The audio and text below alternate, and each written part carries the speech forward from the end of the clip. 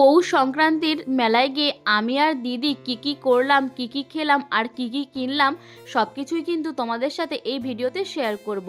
তো আমি আর দিদি সন্ধ্যাবেলায় রেডি হয়ে চলে গেছিলাম আমার দিদি গ্রামের একটা মেলাতে গিয়েই কিন্তু চলে গেছিলাম কাপ প্লেটের দোকানে।